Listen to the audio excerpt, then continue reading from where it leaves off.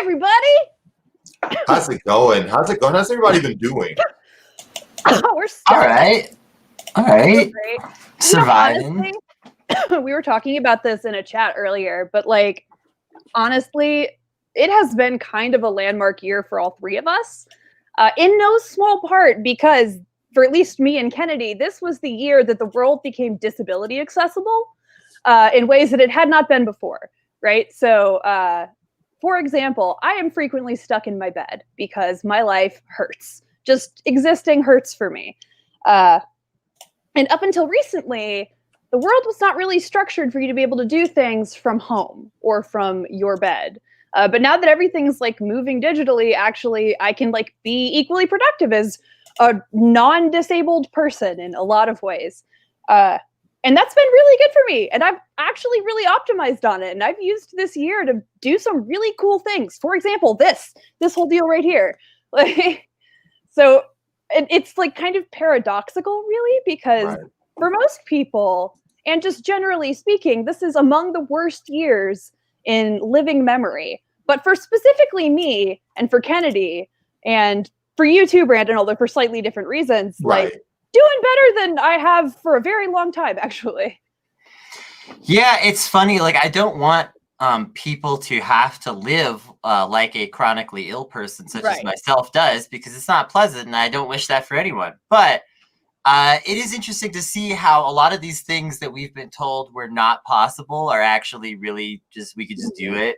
People were told it was not possible for you to pull that shirt off, but you dug deep, you found the courage. 2020, way to go. Look, I believe in you, Kennedy. In all things, including convincing at least one person you can pull that shirt off. Yeah, that's very wonderful. All right, anyway, continue. Yeah, I mean, it's just an interesting situation because, like I said, all these things that were supposed to be impossible turns out we can do, and like I really hope that if there's any good lasting consequence that comes from COVID, that it's that we learn to make accommodations. You know, we looked around at this COVID situation, and a lot of us learned to make accommodations based on that. You know, a lot of people are struggling that have chronic illness with these kinds of things all the time. I'm immunocompromised. So like I'm scared of the flu every winter. It's a big deal for me. Yeah, I just think that, you know, I don't know exactly where I'm going with this, but it's been a really weird year. It's been a really weird, because this ups, downs, all in between. And it's just, absolutely. Everything is just changing and strange, and change can be good, but it can also be hard.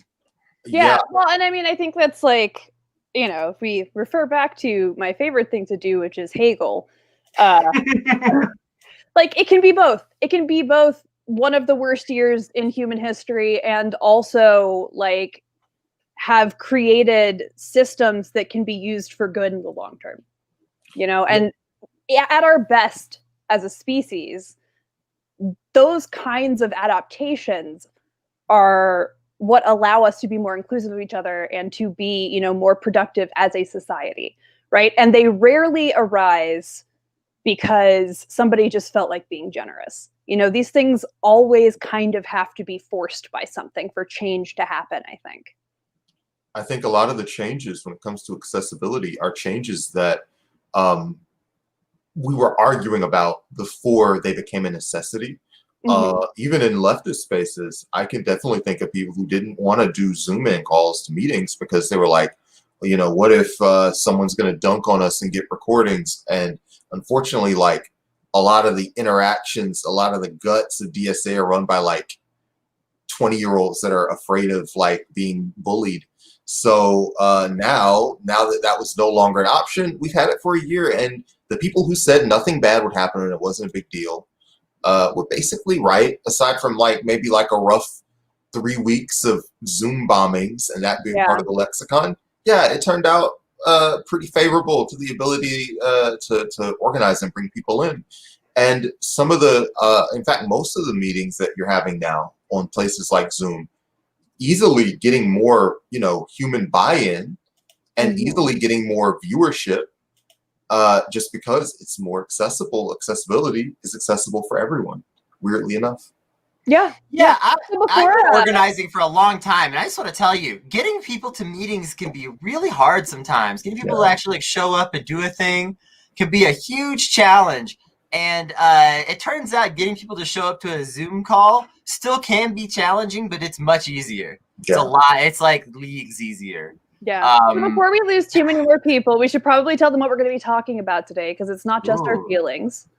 It's mostly our feelings. It's definitely our feelings. No, so we actually have a great lineup today. Big shout out to Ren, our producer, who basically did our homework for us, just sent us a bunch of links to things that we should familiarize ourselves with. Thank you, Ren. Today, we have, in no particular order, a story about a Chinese citizen journalist who has been jailed, and sort of this larger pattern of citizen journalists being jailed. Well, Rachel, let me interrupt you. Instead of we can save some suspense. Let's talk a little bit about that journalist situation. Obviously, we've got other stories. We've got the COVID regulations that we're going to touch on a little more as far as the stimulus bill passing. But I think it would be a great idea if we opened with this, because I think that as we're talking about like the changes that we're making in society and how we're making it, unfortunately, the way that we treat whistleblowers in society hasn't changed at all. Yeah. This one of the things that seems underreported is that the person who was spreading this stuff about the virus was maybe being overly alarmist, but it did become like a pandemic that went across the globe, and even though some of this information might have been misinformation, imprisoning people for their political speech seems bad.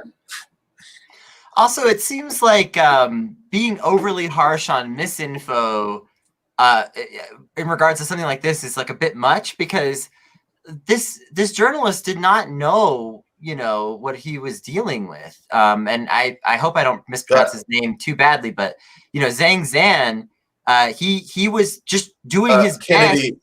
Quickly interrupting you, Zhang is a she. Oh, I'm sorry. She's just doing her best to get this information out there at a time when no one knows anything, Right. And like, how are you supposed to hold someone to the exact standard of this is misinfo, right? When literally, like, you're one of the first people. She's one of the first people to ever report on this. Period. And a lot of the information that the American and Chinese governments had when the virus started turned out not to be accurate. Right. Obviously, understanding of these situations does evolve. It's kind of funny because as much as you would think, coronavirus, misinformation, jail. Like, I'm sure there are some liberals who would think that's like funny or cosmic justice or whatever. But as our patron is saying, censorship typically leads to collateral damage on our side. Yes. I wouldn't say nothing is always in life, but typically it does. I mean, any kind of legislation, regardless of what type of legislation it is, but especially when it comes to criminal legislation, will be unequally enforced to favor power. Period.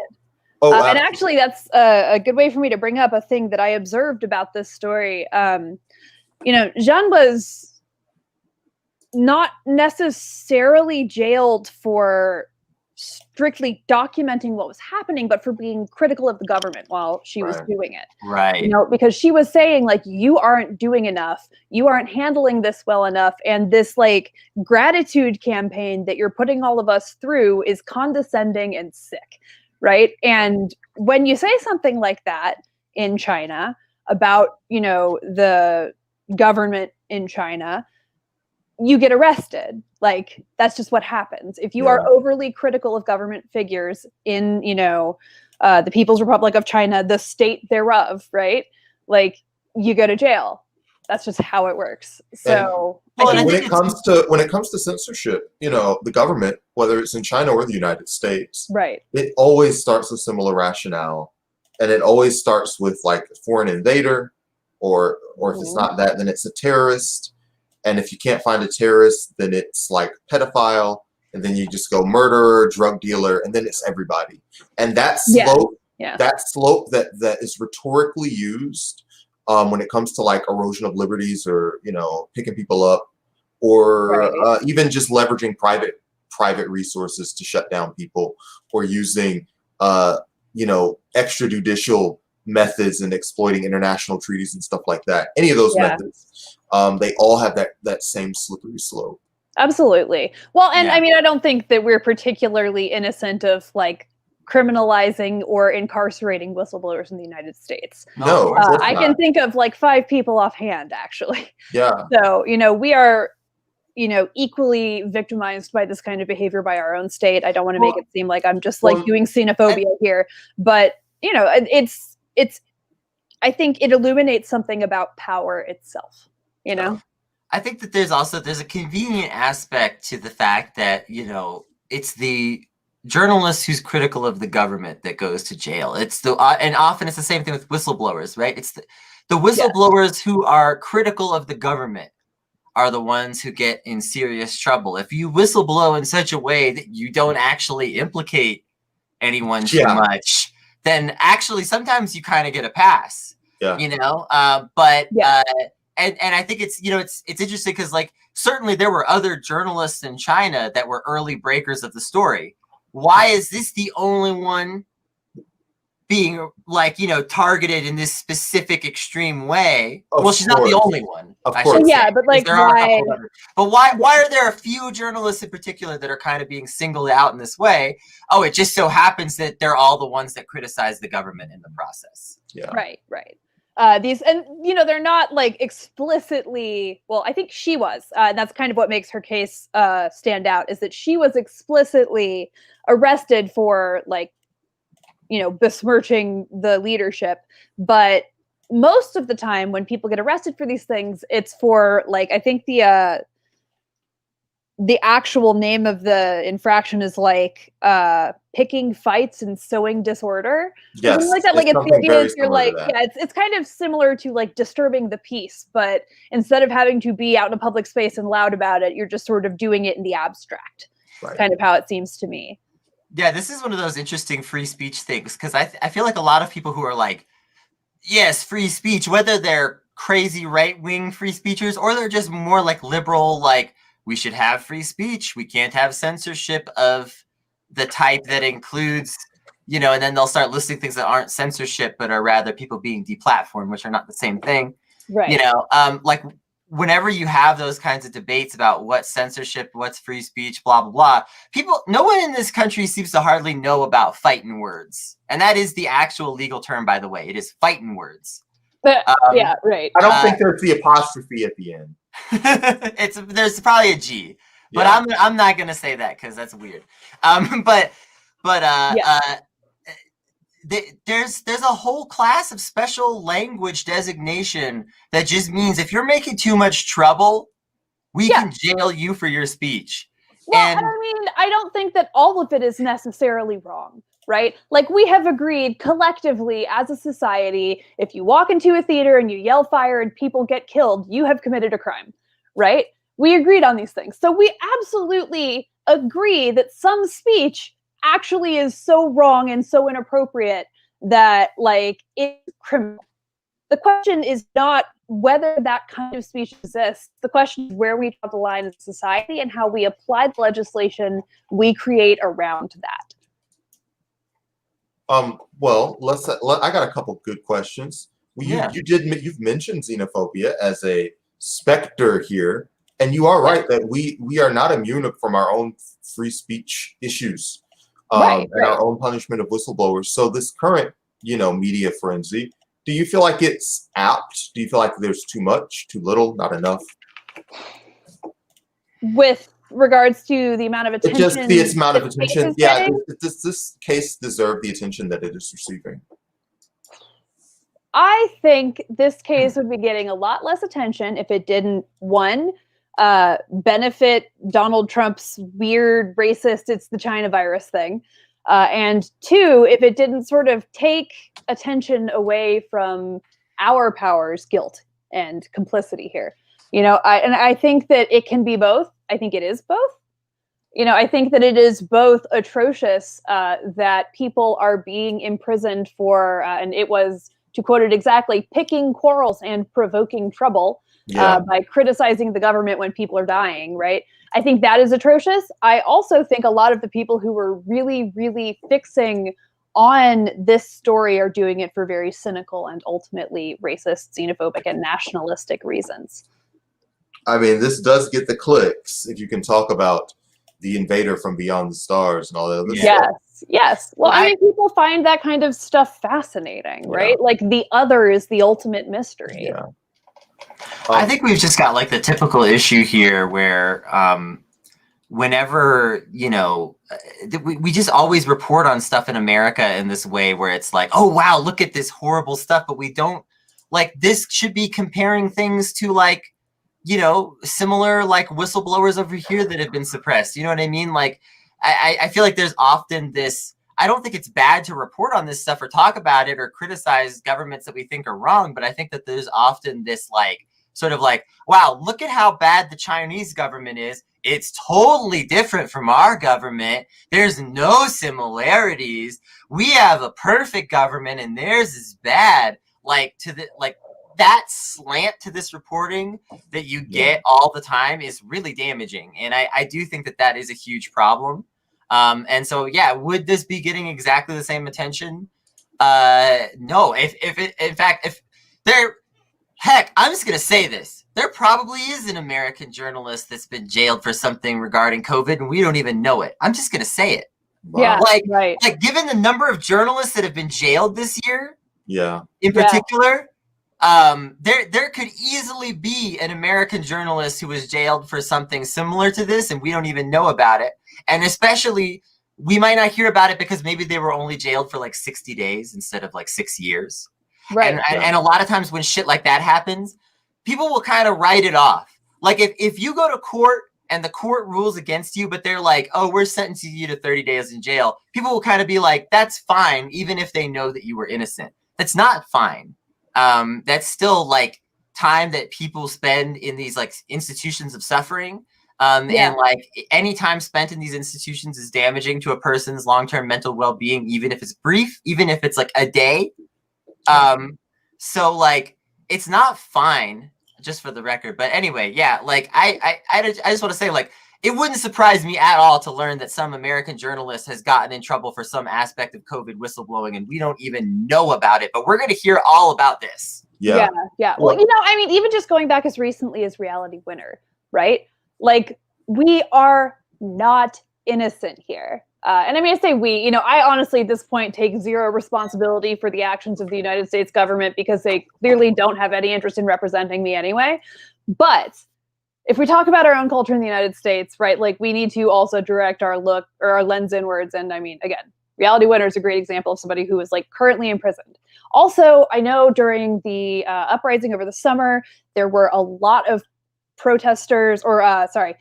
journalists at protesters who were like arrested en masse with protesters, who were brutalized alongside protesters. I remember in particular, there was one journalist whose eye was shot out by a rubber bullet. And I definitely encourage anybody who's watching right now, if you have any links to those that you want to share in the comments, please do. It was just a constant thing, right? And it's been getting worse, like you were saying. Obviously, clearly, it has been getting worse. Hate speech.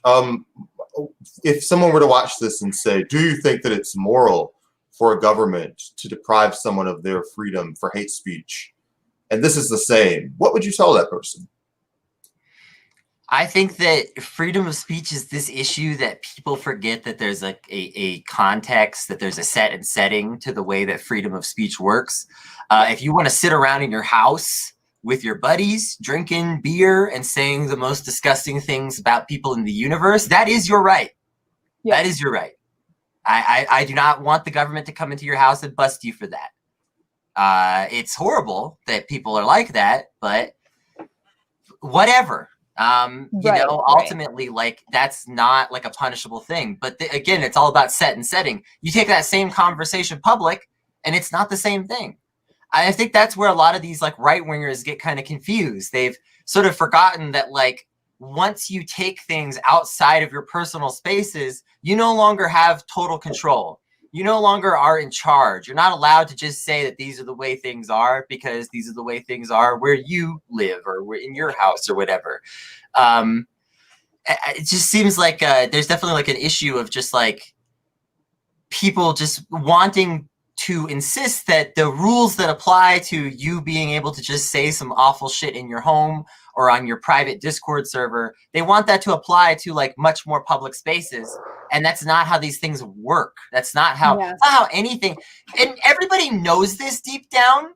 Like the people who pretend not to know this, let me just give an example. If you told me something really personal about your sex life, and then I immediately repeated that information at the bar to a large group of friends, everyone would know that that was an incorrect use of speech. Now, I'm not saying, again, this is a legislatable thing in this instance, but it's an incorrect use of speech that everyone would agree on. Yeah. Yes. Well, I mean, you and I being anarchists are probably going to agree on this, but I think generally speaking, we have overly relied on institutions to take care of uncomfortable social interactions for us. And that's bad, actually. That's a bad thing that we're doing this. We should be taking more personal responsibility for educating the people around us, for engaging with people who are saying these kinds of horrific things, for like actually taking the time and doing the difficult, emotionally taxing work of rehabilitating and healing people. Right? Because the government can't do that for us. It won't do that for us. It is structured explicitly not to do that for us. And we can't expect the government to do things that we can't even do ourselves or won't do ourselves. Rachel, before you and you without me get to that hard work of healing the alt-right, we've got a 2021 New Year's special. We do. It's December 31st. It's at 6 p.m. and it's going to run all night long. And 6 p.m., by the way, I don't need to say Eastern time. You know what time it is. And you can go follow us on YouTube. That's the best way to reach us. But, you know, we'll multi-stream because we're just very cool like that.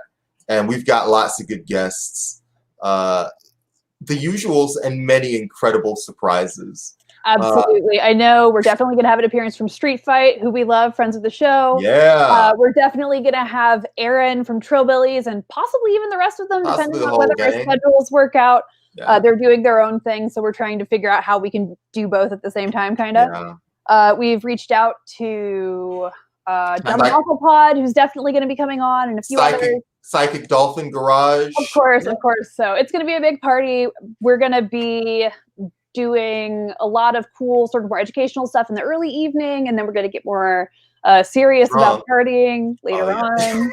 We're going to be playing some Jackbox together. We're going to be shooting the shit, probably getting kind of silly, and then at the very end of the episode, we're going to do a special live recording of lots of guys have podcasts these days. Yeah. Well, it's going to be a little bit different, but we'll get into that later. Yeah, we'll talk about that later. We're going to leave. We're going to come back in 60 seconds, and let's talk about COVID. We're going to talk about our money, because we got our money, and it might not be as much as we want. We'll talk about it when we get back. Mm-hmm.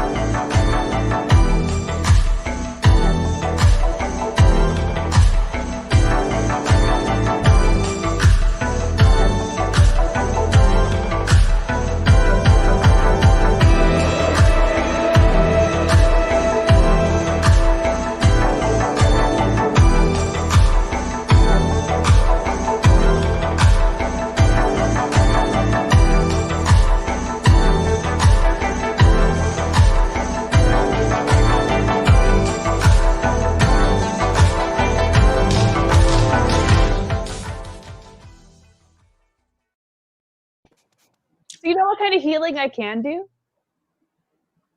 I don't feel comfortable even answering that. What kind of healing can you do? I can heal within myself white supremacy.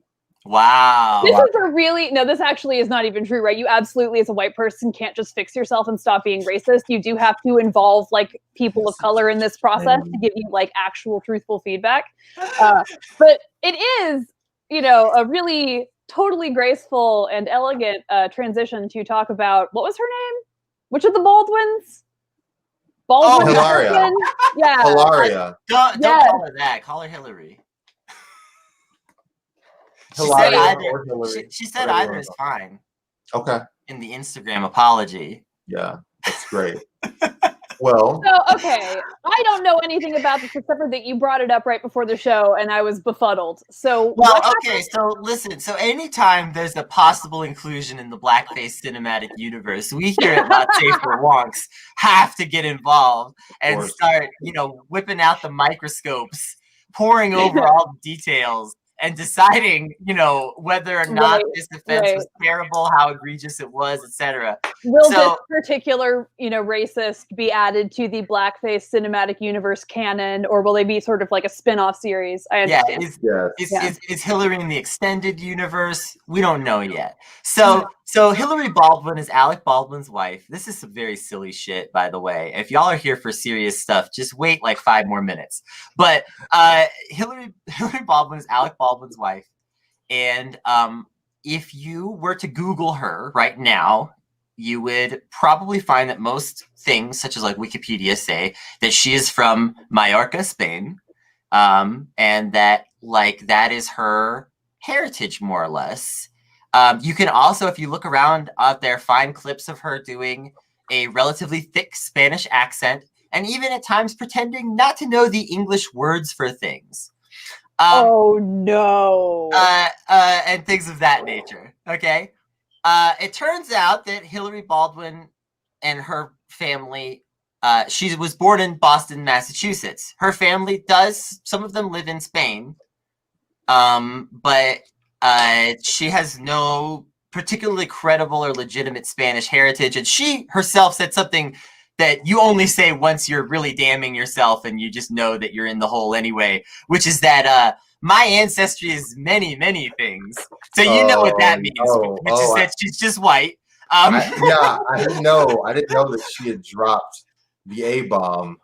Oh, the M-bomb, the M word, many.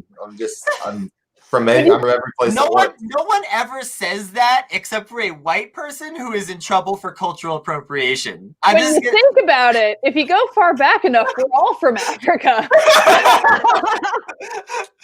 It's the favorite move by people who are doing cultural appropriation and or just straight up black, brown, or yellow face trying to cover their asses.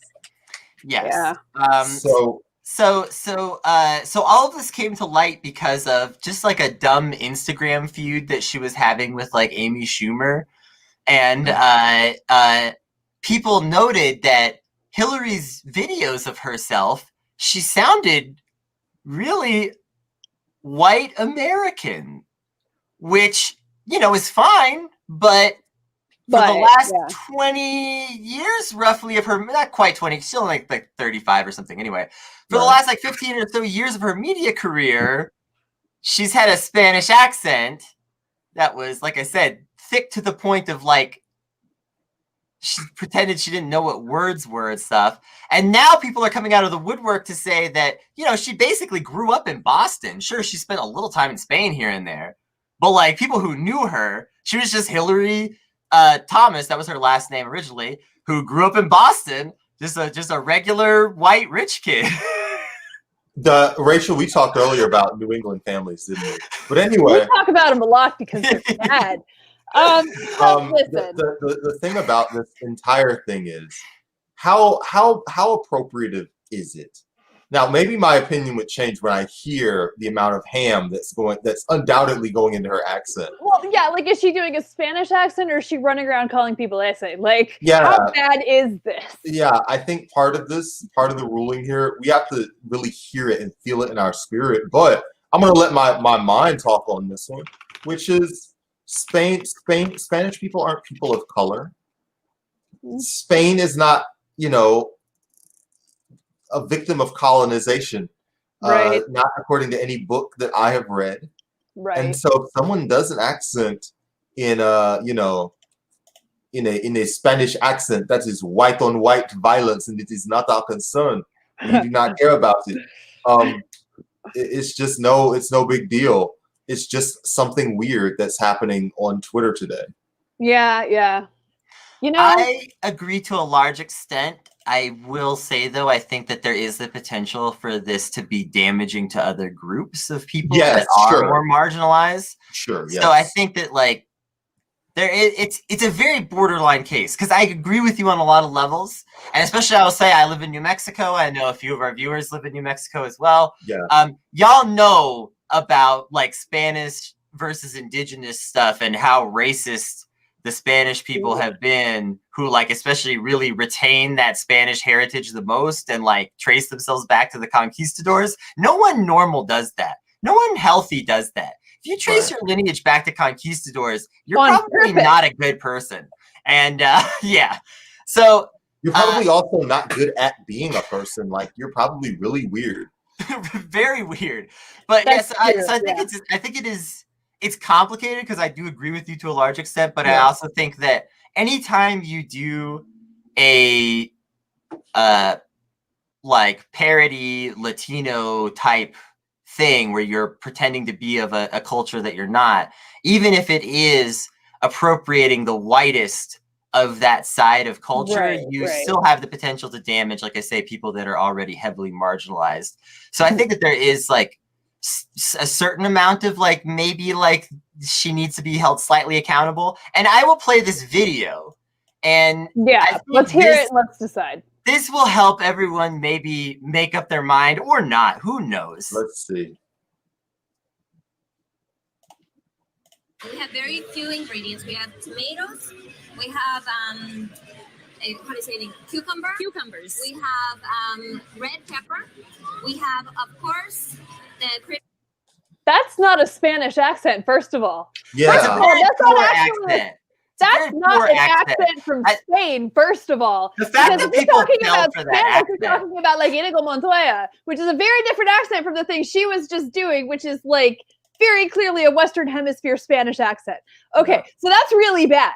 That's extremely bad, actually. And that's also, not just, that's not just appropriating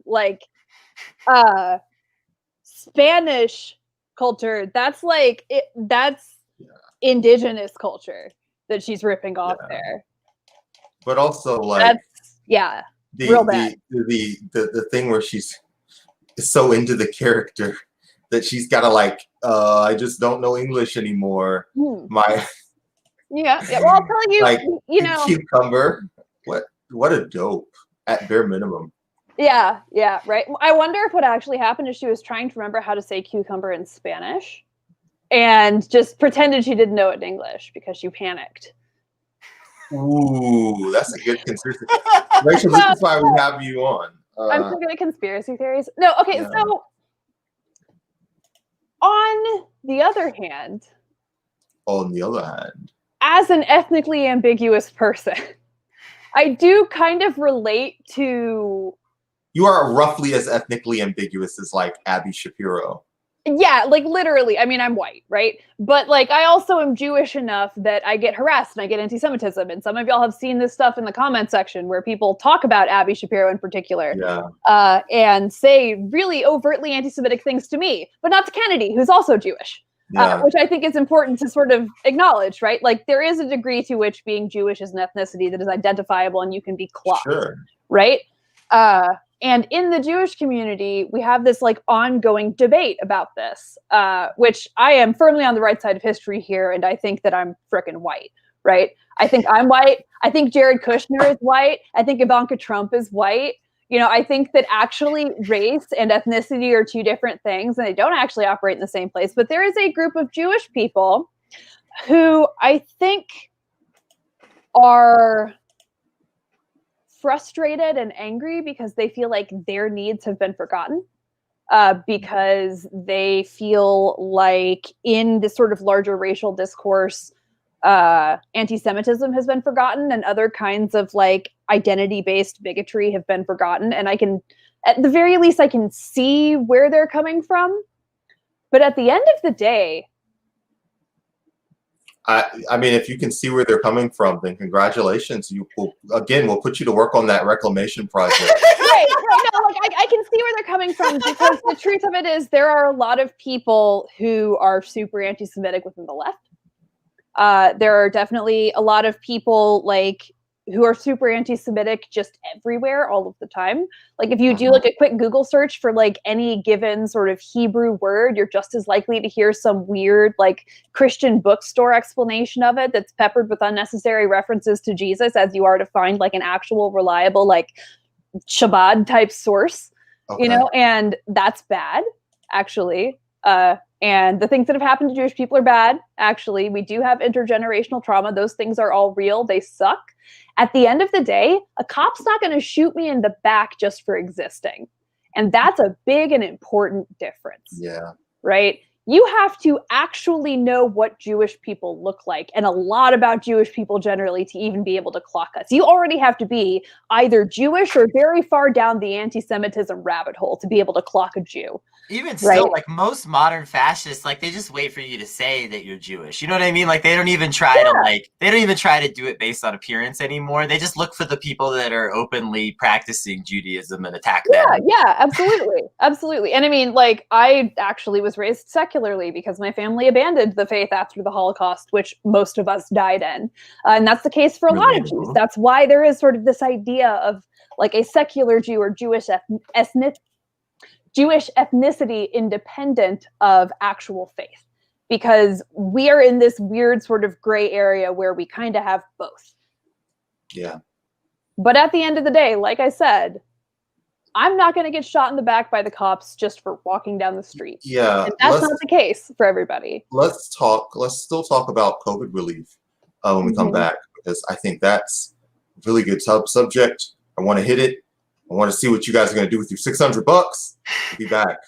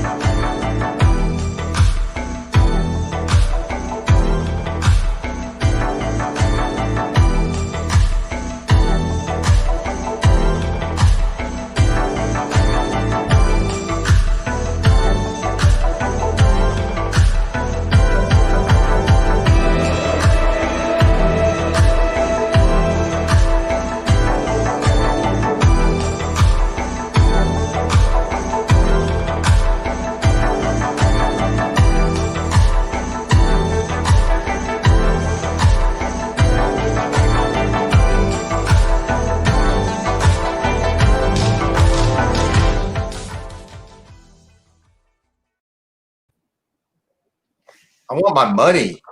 You guys have been arguing over it all damn year. And we just now got it. And unfortunately, we could have had it like a week ago when Trump decided to like make a big splash, and we don't know whether anything else is going to happen. But I mean, it wasn't just Trump. Every party involved decide like they just keep. This has been like the typical process this year. Is that they just drag it out as if like every week doesn't matter. Well, to them, it doesn't, right? To them, they don't need a faster politic because they're fine. They're secure, right? They're a group of people who have been relatively unscathed by this. So they have no sense of pressure there because they have no risk of loss, right? They voted themselves in a pay raise. Yeah. When they were giving everybody $600 to cover the last, 7 months. 7 months. Like the entire world is kind of shocked. If you go to any kind of international social media and you like peek in on a discussion about the United States, you feel like, wow, they just let these guys get away with anything over there in the United States. It's like, yeah. Have you seen our cops? Yeah. Have you seen? True. Their cops, our cops, very different deals. Our cops have way bigger guns. And a lot of them, and tanks and shit. Yeah. I just want to be clear that like this entire stimulus that like regular folks are going to be getting, it equals like roughly the amount of money that Jeff Bezos has made during the pandemic. Like it's actually like pretty close. Great. And I just want to put that out there as like this this is apparently what we, like the entire rest of the nation, deserve is Jeff Bezos's bonus. Yeah. Like, I don't really understand what the fuck. $1,800 is supposed to get us through a year? Are you crazy? Listen, I've lived poor. I've lived very poor. Yeah, there's no. That's still not enough. That's not enough. Not even enough to feed one person. Like, it's so comically below enough. Yeah.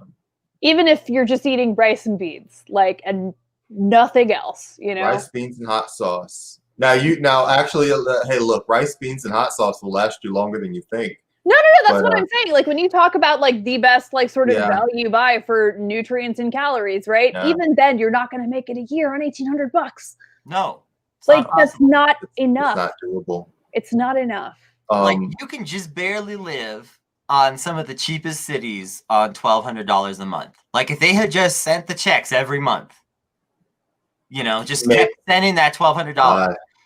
You are not going to live a comfortable life. I'm speaking from experience here. You're not going to live a comfortable lifestyle. You're not going to have any money for anything extra. You'll probably have just enough money to buy like a dime sack of weed every month so that you don't lose your mind. But like, that's about it. And like, you aren't going to have like any other entertainment budget. And like pirating movies. You're going to be like borrowing people's Netflix just to have something. Borrowing Netflix. Yep. Like that's like, it's going to be miserable, but you can make it on like some cities in America on $1,200 a month. Not all or even necessarily most, but at least in a cheapish city. No, listen. Yes, I can tell you personal experience. There are places in Atlanta that you can pay $400 a month rent, and you're on a certain side of town, and it's going to be kind of loud at night. But you can do it. You'll live in this little studio apartment and a little bit, and roughly on that amount of money, but not nowhere else. Yeah. No. Well, and again, definitely that's not the vast majority of people who are impacted by this being displaced, right?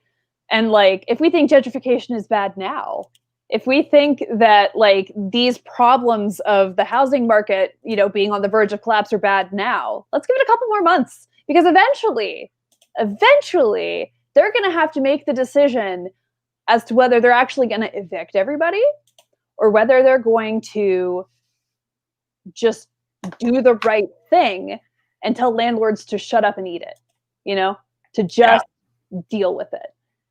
Because there's no other resolution to this, right? There's 40 million people who are not going to be able to pay back the amount of rent they owe. Flatly, it is not going to happen. So what's going to happen when we suddenly have 40 million people who are unhoused or who are, you know, staying on somebody's couch? Yeah, I just want to say, I think that's a great point about not being able to back pay stuff. Like, I mean, listen, when the pandemic started to like really set in, and our state went into lockdown and stuff, you know, my landlords are just like, I'm lucky enough to have the best type of landlord that you can have. They're still not good because they're landlords, but at least it's just some regular folks who don't own a ton of properties. They own one, and it's the one that I rent. So I was lucky enough to have people that like, they reached out and said, you know, if you need any like accommodations with the rent, we can talk about it. And I felt grateful for that because I know most people aren't getting that. But at the same time, I was like, realistically, if I put off paying you for a month, I'm never going to find that money. Right. Like that money's not going to like magically appear later. Right. Unless like the government actually sends big checks. And we do have someone in the comments who's pointing out correctly that, you know, Congress is trying to vote bigger checks through still. But like, we'll see if they actually come, you know, like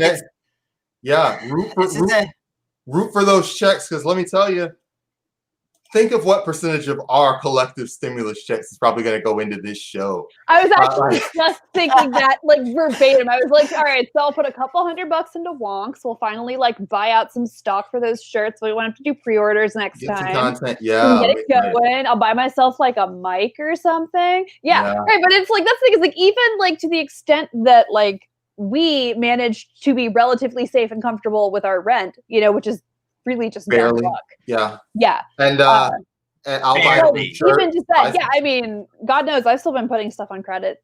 You know, at certain points, like it's just we're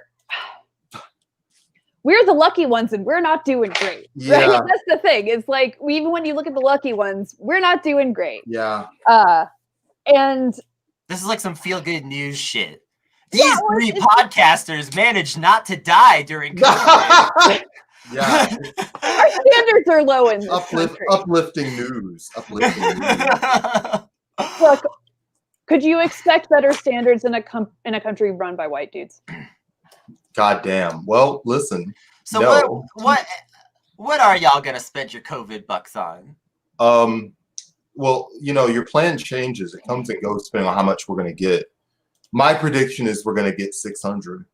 Mm-hmm. So, and we'll all blame Mitch McConnell, and it'll be boo-hoo-hoo, and then Mitch McConnell will win these two elections somehow, and we'll all feel bad. But $600 is not nothing. You know, I will be paying back myself for my investment in Ascend Atlanta, getting that party off the ground. So I feel like I owe myself like $200. So I'll pay myself back and a little bit on the show. And also I kind of want to buy some video games. Like we could be playing some video games while we're streaming. People, I mean, listen, our faces are special effects by the standards of Left Wing podcasts. It's very true. But yeah, Rachel, yes, you look great. Hair day. An amazing hair day. I'm having a great hair day. Who in the Left Wing podcast world got this drip? No. y'all wear like a grubby gray polo that your mom gave you. I watch your stuff. First of all, my mom loves me, and those polos come from the heart. So be nice. Anyway, yeah, I will probably just give myself a little money and buy myself a little de-stressing tools. And yeah. God, I don't know. Like, I mean, it's going to go into the podcast. That's 100% where it's going to go. It's going to go into probably me buying a couple dozen shirts that we can just have as stock, so that we can just sell things and send them to people immediately. I think we all need to. Yeah, we probably all need to just take a share of buying our in-stock shirt lineup.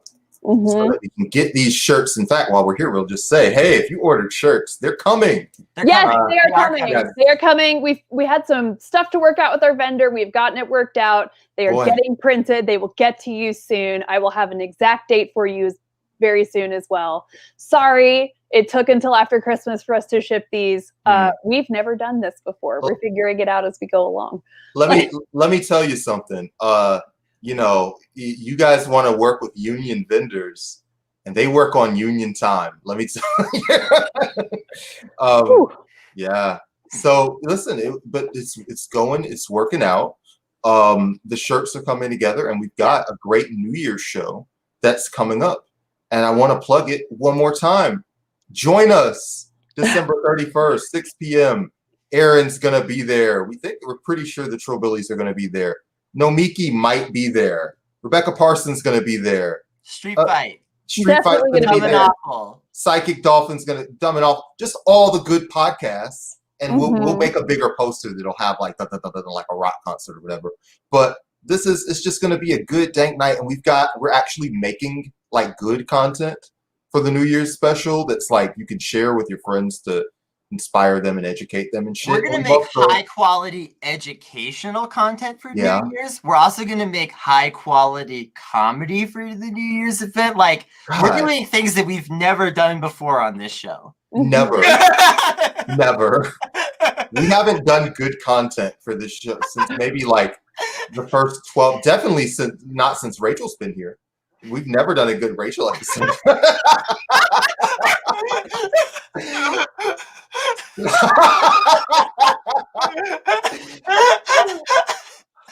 All right. Rachel has quit the show, everyone. I'm sorry to report. Oh, wait, no. All right.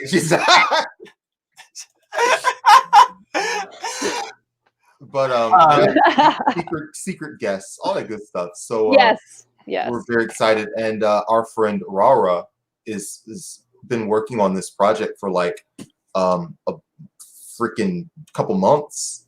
And if you're a sex worker that's in the Atlanta area, they've got some sort of private Discord going on. I think they're working on, I don't want to say everything that I may or may not know, but I think they're working on getting organized in one way or another, in a way that's like financially beneficial for the community. If you think politicians rolled over fast when flight attendants went on strike, yeah, let me tell you. boy howdy. Boy, Yeah. howdy. I'm sure there'll be a lot more to say about, but anyway, yeah, she's doing that. So if you're interested in that and you follow her on Twitter or whatever, go give her a ring because it's kind of interesting. Yeah. Guys, is there anything else that we want to cram in today? No, I just want to say I hope everybody out there that y'all had a decent, peaceful holiday, that there wasn't too much stress, that, you know, that everybody's going to have a relatively fun but responsible new year, because we know that this COVID shit is serious. And I think I don't want to get too into it because that's a whole thing, and we'll maybe get into it some other time. But we know that this whole Thanksgiving thing did not work out so well with people just doing whatever. So yeah, a lot of y'all were freaking dumb about it. Frankly, a lot of y'all did some stuff that was stupid, especially and I get why. boomers. I understand where you're coming from with like wanting to see your families and all, but guess what? When every single person considers themselves the grand exception to something, nobody does the thing they're supposed to. So you know, it's gonna be a rough 2021 already. Yeah, but let's hope that the new year can be the best that it can be, that we can have a fun New Year's Eve here on our show, that y'all can also just have a good new year in general for yourself. We appreciate you. Patreon.com/notsafe if you want to get involved. Throw us a couple of bucks to help the work that we do. You've got a stimulus. You've been listening to us for all these months, and you get a stimulus check coming in, and we don't get a cut of that stimulus. We're coming to your house. No, listen, some of y'all gotta immediately just throw that stimulus at important things. We totally get that. But if you're in the camp of like, hey, I'm not hurting too much, this stimulus is gonna go mostly to video games, then make sure $5 goes to patreon.com/notsafe as well. Please. Because again, 100% independent media funded by people like you. We appreciate you so much. Bye-bye. Look at these graphics. It's better than Cyberpunk. Well, look at these graphics. Way better. Cyber. Also, one more thing. If you're one of the many people who's only a fan of the show because you have a crush on me and you're interested in meeting my boyfriend and my partner, they're both going to be with us on New Year's Eve. So it's time. Cyberpunk 2020. If you want to see the kind of person I'm attracted to. Oh yeah, maybe. You want to hear